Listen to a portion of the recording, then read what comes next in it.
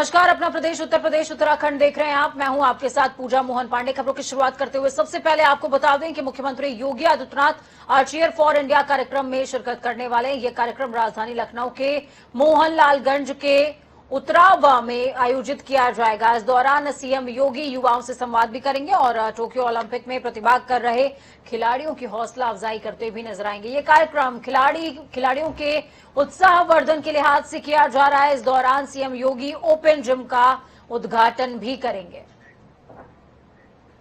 Corona virus की महामारी के शिकार स्वास्थ्यकर्मी से लेकर अध्यापक तक हर वर्ग के लोग हुए हैं। कोरोना की महामारी से कई पत्रकारों की भी मौत हुई। कोरोना की वजह से जान गंवाने वाले पत्रकारों को लेकर अब मुख्यमंत्री योगी आदित्यनाथ आज उनके परिजनों को आर्थिक सहयोग प्रदान करने वाले हैं। सीएम योगी दोपहर करीबन 12 बजे दिवंगत पत्रकारों के आश्रितों को 10-10 लाख का चेक देंगे। ये कार्यक्रम लोक भवन के ऑडिटोरियम में आयोजित किया जा रहा है। सीएम योगी के निर्देश पर सूचना विभाग ने पहले ही कोरोना से जान गंवाने वाले पत्रकारों का ब्यौरा जुटा लिया था। कोरोना वायरस की वजह से जान गंवाने वाले पत्रकारों की सूची तैयार हो चुकी है। तो वहीं मिर्जापुर में माता विंध्यवासिनी धाम में विंध्य कॉरिडोर का शिलान्यास और रोपवे का लोकार्पण करने के लिए आ रहे गृह मंत्री अमित शाह और मुख्यमंत्री योगी आदित्यनाथ की सुरक्षा को लेकर तगड़ी व्यवस्था की गई है। तो वहीं 1 अगस्त को आयोजित कार्यक्रम में शामिल हो रहे अमित शाह और मुख्यमंत्री मां गंगा की आरती कार्यक्रम में भी शिरकत करेंगे। सुरक्षा को देखते हुए पुलिस के करीबन 2000 जवान डॉग स्क्वाड के साथ ही ड्रोन से निगरानी की जाएगी।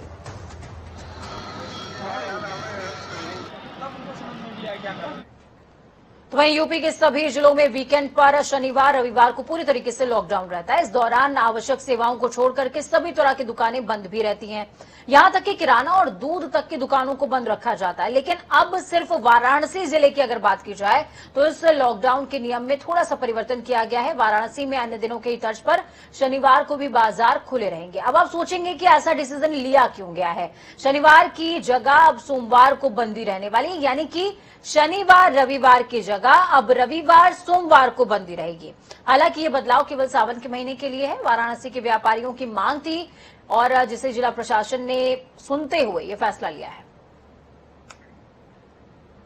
उत्तर प्रदेश माध्यमिक शिक्षा परिषद की 10वीं और 12वीं के परिणाम 31 जुलाई यानी कि आज घोषित कर दिए जाएंगे। एनआईसी की ओर से यूपीएमएसपी वेबसाइट पर रिजल्ट 3:30 बजे से 4 बजे के बीच अपलोड कर दिया जाएगा। उत्तर प्रदेश में कोरोना संक्रमण के चलते यूपी बोर्ड में हाई स्कूल में 29,94,000 और इंटरमीडिएट के 26 लाख से ज्यादा विद्यार्थियोयों को बिना परीक्षा के उत्तीर्ण किया जाना है।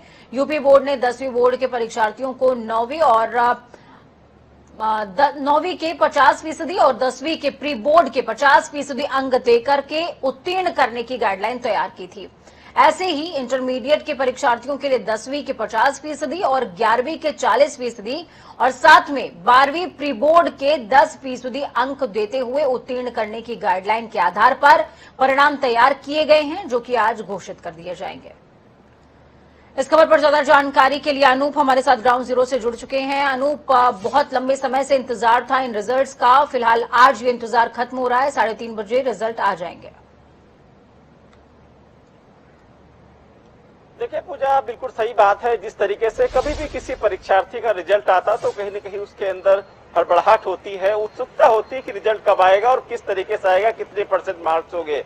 तो आज यूपी बोर्ड का रिजल्ट आना है, हाई स्कूल और इंटरमीडिएट के दोनों बोर्डों का रिजल्ट आना है। ऐसे में जो हाई स्कूल में करीब 29,94,000 से ज्यादा छात्र इस बार परीक्षा में बैठे थे और रिजल्ट आना है। और साथ ही साथ अगर इंटरमीडिएट की बात करें तो 26,10,000 से ज्यादा जो छात्र उनका रिजल्ट आना है।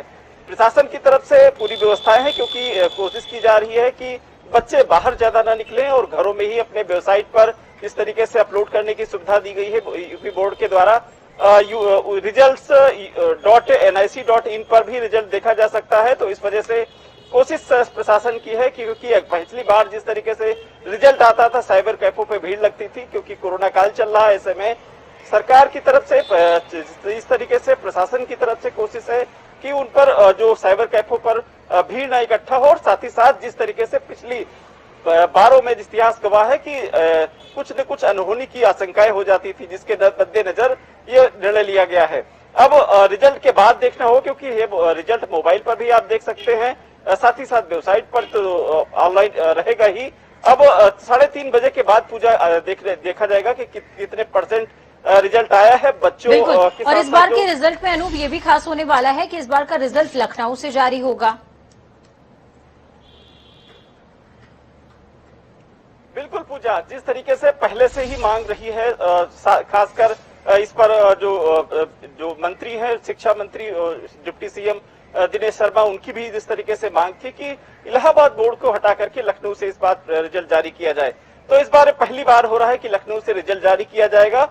साथ ही साथ जिस तरीके से शुरुआती दौर से मांगे रही हैं कि लखनऊ चूंकि उत्तर प्रदेश की राजधानी है, सभी विभाग यहाँ पर हेड ऑफिस बना है, इस वजह से जो रिजल्ट के साथ साथ और भी व्यवस्थाएं लखनऊ में की जाए। ठीक है, बहुत शुक्रिया अनूप हमारे साथ जुड़ने के लिए, अहम जानकारी ग्राउंड जीरो से साझा करने के लिए। खबरों में आगे बढ़ेंगे और आपको बता दें कि यूपी में होने जा रहे विधानसभा चुनावों को लेकर बसपा की नजर ब्राह्मण वोट बैंक पर है। यही वजह है कि बसपा सम्मेलनों का आयोजन करते हुए ब्राह्मणों को अपने पाले में लाने की कोशिशें कर रही है। बसपा के प्रबुद्ध वर्ग सम्मेलन का दूसरा चरण आज से शुरू हो रहा है। भगवान श्री कृष्ण की जन्मभूमि मथुरा से इसका आगाज होगा। बसपा महासचिव सतीश चंद्र मिश्रा इसकी अगुवाई कर रहे हैं। बसपा अगले 14 दिनों यानी कि 15 अगस्त तक 24 जिलों में ताबड़तोड़ प्रबुद्ध वर्ग सम्मेलन कर रही है। बसपा की ओर से जारी कार्यक्रमों के मुताबिक 31 जुलाई से मथुरा में शुरू होने वाले कार्यक्रमों की समाप्ति 14 अगस्त को नोएडा में होगी। धरना प्रदर्शन के दौरान तोड़फोड़ और पुलिस बल पर हमला करने जैसे तमाम आपराधिक मामलों में आपको बता दें कि एमपी एमएलए कोर्ट ने रीता बहुगुणा जोशी और राज बब्बर समेत 9 लोगों के खिलाफ आरोप तय कर दिए हैं। साथ ही आरोपी निर्मल खत्री और मधुसूदन मिस्त्री समेत 6 आरोपियों की अनुपस्थिति के चलते इनकी पत्रावली अलग करने का आदेश दिया गया है। इस पूरे मामले के 3 अन्य आरोपी शारिक अली, पप्पू खान और राजकुमार लोधी को फरार घोषित करते हुए इनके खिलाफ गिरफ्तारी वारंट के साथ ही कुर्की की कार्रवाई से पहले की नोटिस भी जारी करने का आदेश दिया गया है। एमपीएमएलए कोर्ट के विशेष जज पवन कुमार राय ने धोखाधड़ी के एक मामले में पूर्व कैबिनेट मंत्री गायत्री प्रसाद प्रजापति की जमानत अर्जी से शर्त मंजूर कर ली है। उन्होंने आरोपी गायत्री को 50,000 की 2 जमानत और इतनी ही धनराशि का निजी बंध पत्र दाखिल करने का आदेश दिया है। साथ ही ये भी आदेश दिया कि इस मुकदमे की सुनवाई के दौरान वो गैर जरूरी स्थगन अर्जी नहीं दाखिल कर सकते। इस मुकदमे के गवाहों पर किसी प्रकार का दबाव नहीं बनाया जाएगा, उन्हें प्रभावित नहीं करेंगे। आरोप के स्तर पर सुनवाई के दौरान व्यक्तिगत रूप से उपस्थित होना पड़ेगा।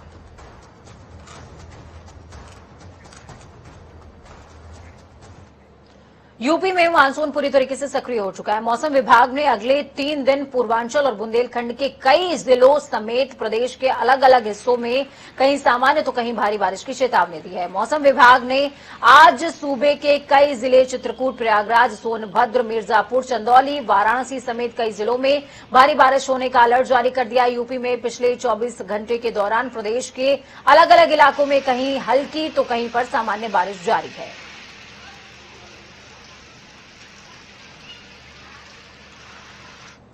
वाराणसी में गंगा उस पार बालू के बीच से बनाया गया डाइवर्जन जलस्तर बढ़ने के कारण डूबने लगा है। प्रशासन ने काशी के घाटों को लहरों के वेग से बचाने की बात कहते हुए इस नहर को करोड़ों की लागत से कुछ महीने पहले ही बनवाया था। नहर बनना शुरू हुआ तभी गंगा प्रेमियों और काशी के विशेषज्ञों ने इसे पैसे की बर्बादी करार दिया, लेकिन फिर भी सरकार की तरफ से कोई इनिशिएटिव नहीं लिया गया और ये आशंका अब सच साबित हो रही है। करोड़ों रुपए या यूं कहें कि गाद अब नदी में समाने लगी है। तो वहीं बारिश और नदियों के जलस्तर बढ़ने का क्रम संगम नगरी प्रयागराज में भी लगातार जारी है। यहां गंगा और यमुना का जलस्तर तेजी से बढ़ रहा है। जलस्तर बढ़ने से दोनों नदियों के किनारे की बस्तियों में खलबली मच गई है। शुक्रवार को गंगा यमुना के जलस्तर में 2 से 2.5 सेंटीमीटर प्रति घंटे की रफ्तार से जलस्तर में वृद्धि हो रही है। नैनी के अरैल इलाके में गंगा यमुना पर बने 2 पक्के घाटों की सीढ़ियां अब डूबने लगी हैं। फाफामऊ में गंगा का जलस्तर बढ़ने से घाटों पर कटान शुरू हो गई। यही हाल झूसी के छतनाग और द्वारागंज इलाके का भी है। नदियों के उफान को देखते हुए संगम क्षेत्र को तीर्थ पुरोहितों ने छोड़ना शुरू कर दिया है। इस खबर पर ज्यादा जानकारी के लिए ग्राउंड जीरो से हमारे साथ वाराणसी से धर्मेंद्र मौजूद हैं और प्रयागराज से हमारे साथ आनंद राज हैं। धर्मेंद्र, क्या कुछ अपडेट है ग्राउंड जीरो से आपके पास, क्योंकि लगातार सरकार को चिताया गया कि पैसे की बर्बादी हो सकती है इस प्रोजेक्ट को आगे बढ़ाना, लेकिन सरकार नहीं मानी। करोड़ों रुपए आज गंगा में बह रहे हैं।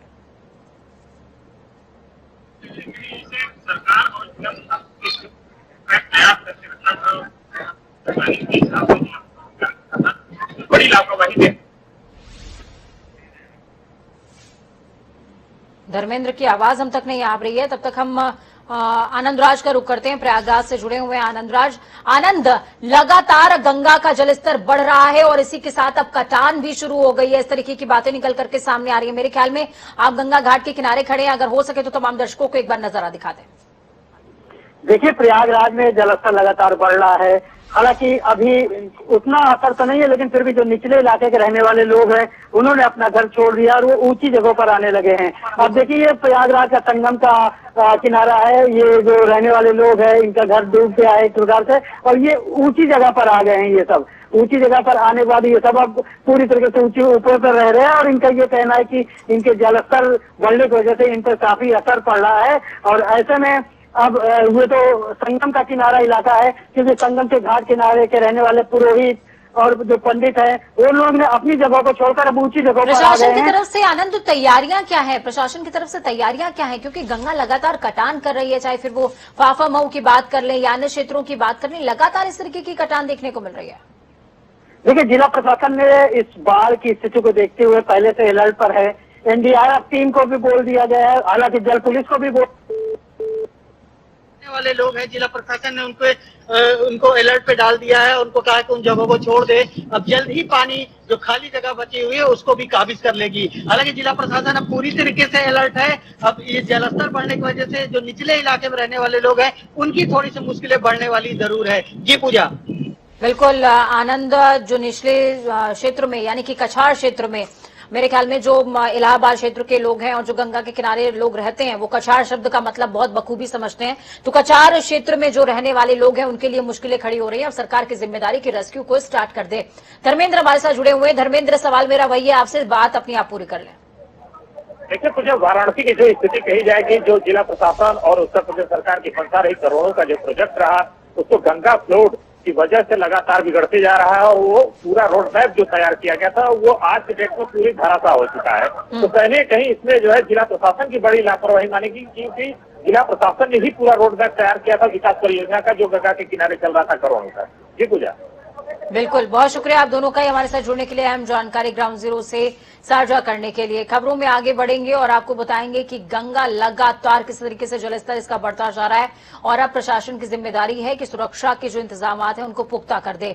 तो वहीं बाहरी राज्यों से उत्तराखंड आने वाले पर्यटकों के लिए उत्तराखंड सरकार आरटीपीसीआर की रिपोर्ट की अनिवार्यता को खत्म करने वाली है। मुख्यमंत्री पुष्कर सिंह धामी ने इसकी जानकारी दी। उन्होंने कहा कि नई गाइडलाइन में आरटीपीसीआर जांच की बंदिशों को हटा दिया जाएगा।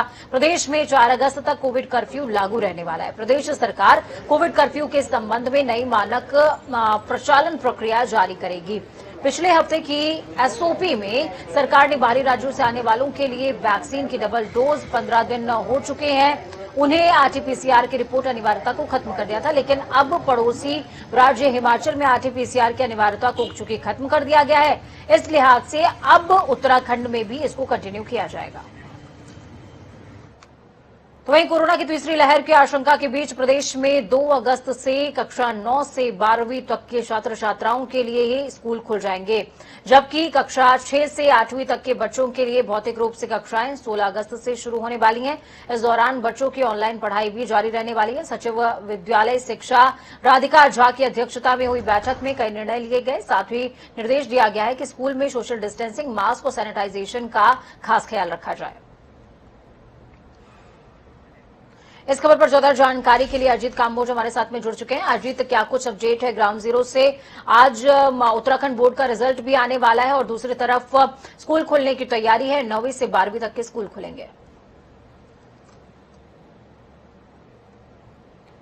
बिल्कुल पूजा, ये दोनों ही बड़ी खबरें हैं उत्तराखंड राज्य की शिक्षा व्यवस्था से जुड़ी हुई कि अब से कुछ ही देर बाद ठीक 11 बजे प्रदेश के जो शिक्षा मंत्री है अरविंद पांडे, वो उत्तराखंड शिक्षा परिषद का जो रिजल्ट है 10वीं और 12वीं का वो जारी करने वाले हैं। तो इसका इंतजार बेसब्री से था छात्रों को, और मूल्यांकन की जो प्रक्रिया यहाँ पर अपनाई गई है 9th और 11th का रिजल्ट देखकर 10वीं और 12वीं का रिजल्ट आज जारी होने वाला है। तो इसका बेसब्री से इंतजार है और कुछ ही देर बाद ये जारी होगा। इसके अलावा जो बड़ी खबर है कि 2 अगस्त से उत्तराखंड शिक्षा परिषद ने तमाम स्कूलों को खोलने का फैसला कर लिया है। और जिस तरह से राज्य कैबिनेट की बैठक में सहमति बनी थी कि 6ठी से लेकर 12वीं तक के सभी स्कूल 2 तारीख से खोल दिए जाएंगे, लेकिन अब जब शिक्षा सचिव राधिका झा ने बैठक करने के बाद समीक्षा की और तमाम व्यवस्थाएं जांचने का काम किया, तो एक ये आम सहमति बनी है कि अभी केवल 9वीं से लेकर 12वीं तक की कक्षाएं 2 अगस्त से शुरू की जाएंगी और उसके बाद जो 6th to 8th तक की क्लासें हैं उनको लेकर 16 अगस्त के बाद निर्णय लिया जाएगा या 16 अगस्त से उनको खोला जाएगा। तो सरकार पूरी व्यवस्था यहाँ पर बनाने में लगी हुई है कि कैसे जो छात्र हैं उनकी पढ़ाई का नुकसान ना हो और उनके लिए स्कूलों को खोला जाए। तो अभी व्यवस्था ये बनी है कि 9th to 12th की जो क्लासेस होंगी वो 2 तारीख से फिजिकल रूप में शुरू कर दी जाएंगी और इसके बाद जो 6ठी से लेकर 8वीं तक की कक्षाएं हैं वो 16 अगस्त से शुरू की जाएंगी। बिल्कुल, बहुत शुक्रिया अजीत हमारे साथ जुड़ने के लिए, अहम जानकारी ग्राउंड जीरो से साझा करने के लिए। तो खबरों में आगे बढ़ेंगे और आपको बताएंगे कि किस तरीके से सावन के महीने का शिव भक्तों को बेसब्री से इंतजार रहता है। पूरे महीने भगवान शिव और माता पार्वती की विधि विधान से पूजा अर्चना की जाती है। शिव भक्त कांवड़ यात्रा पर जाते हैं। हालांकि इस साल कोरोना का साया है कांवड़ यात्रा पर, कांवड़ यात्रा प्रतिबंधित है। कोरोना काल के इस कांवड़ यात्रा पर एक खास रिपोर्ट देखिए कि कैसे कांवड़ियों की आस्था का भी ख्याल रखा जा रहा है और कोरोना की गाइडलाइन का पालन भी हो रहा है। सावन के महीने में भगवान शिव का बहुत महत्व होता है। इस महीने का इंतजार शिव भक्त साल भर करते हैं। सावन के महीने में कांवड़ियों का भी विशेष महत्व होता है। कांवड़ चढ़ाने वाले लोगों को कांवड़िया कहा जाता है। ज्यादातर कांवड़िया केसरी रंग के कपड़े पहनते हैं। कांवड़िया कंधे पर गंगा जल लेकर आते हैं। श्रद्धालु कांवड़ को जमीन पर नहीं रखते। ज्यादातर लोग गौमुख, इलाहाबाद, हरिद्वार और गंगोत्री जैसे तीर्थ स्थलों से गंगा जल भरते हैं। इसके बाद पैदल यात्रा कर प्रसिद्ध ज्योतिर्लिंग पर चढ़ाते। कुछ प्रमुख कांवड़ यात्राएं नर्मदा से महाकाल तक, गंगा जी से नीलकंठ महादेव तक, गंगा से बैजनाथ धाम तक, गोदावरी से त्र्यंबकेश्वर तक, गंगा जी से केदारेश्वर तक। लेकिन इस साल कांवड़ मेला और कांवड़ यात्रा को उत्तराखंड सरकार ने प्रतिबंधित कर दिया है। कोविड-19 को देखते हुए लगातार दूसरे साल ये निर्णय लिया गया। इस दौरान किसी भी समारोह, जुलूस, सभा की अनुमति नहीं दी गई। हालांकि कांवड़ यात्रा रद्द होने के बावजूद भी कांवड़ लेने के लिए चोरी छिपे लोग हरिद्वार पहुंच रहे हैं, जिनको पुलिस हिरासत में लेकर क्वारंटाइन कर रही है। कांवड़ियों पर मुकदमा और प्रतिबंध के साथ प्रशासन सक्रिय है। राज्य की सीमाओं में फोर्स बढ़ा दी गई। साथ ही आने जाने वाले लोगों की सघन चेकिंग और पूछताछ जारी है। पुलिस किसी भी सूरत में कांवड़ियों को उत्तराखंड जाने की अनुमति नहीं दे रही। सुरक्षा और सक्रियता को देखते हुए प्रशासन की ओर से सुरक्षा और सक्रियता कांवड़ मेला क्षेत्र को 4 सुपर जोन, 18 जोन और 41 सेक्टर में बांटा गया है। सीमा पर प्रशासन, पुलिस बल आपसी समन्वय बनाते हुए किसी भी सूरत में कांवड़ियों को प्रवेश नहीं दे रहे। जोन 3 रुड़की का निरीक्षण किया गया। इस दौरान बाहरी राज्यों से आने वाले वाहनों तथा व्यक्तियों के बारे में जानकारी ली गई। जितने भी ड्यूटी पॉइंट्स बनाए गए हैं उसको चेक किया गया। ड्यूटी पॉइंट्स पे जो भी पुलिस कर्मी प्रेजेंट थे उनको उनके बारे में पूछा गया, उनकी समस्याओं को सुना गया। इसी दौरान रेलवे स्टेशन का भी मुआयना किया गया। रेलवे स्टेशन पे यात्रियों की होने वाली आवाजाही के बारे में पूछा गया। कोरोना काल के बावजूद भक्तों की आस्था को देखते हुए लोगों के घर तक गंगा जल पहुंचाने के लिए टैंकर सेवा की वैकल्पिक शुरुआत की गई। गंगा जल से भरे टैंकर को फूलों से सजाने के बाद बैनर लगवाकर रवाना किया गया। घर घर गंगा जल पहुंचाने वाले टैंकर में नगर परिषद कर्मी के मोबाइल की घंटी बजते ही संबंधित मोहल्ला के लिए निकल पड़ते हैं और लोगों को निःशुल्क गंगा जल दिया जाता है। इस तरह की व्यवस्था पहली बार देखकर लोगों के बीच कुछ हद तक संतोष भी है। कोरोना काल में भी लोगों की आस्था का ध्यान रखा जा रहा है, जिससे भक्तों में सरकार के प्रति खुशी दिखाई दे रही है। लेकिन अब भक्तों की भी जिम्मेदारी है कि देवाधिदेव की आस्था के पर्व को अपने भाव से सजाए, न कि कोरोना संक्रमण में सहयोगी बने। जनता टीवी के लिए हरिद्वार से अजीत कंबोज की रिपोर्ट।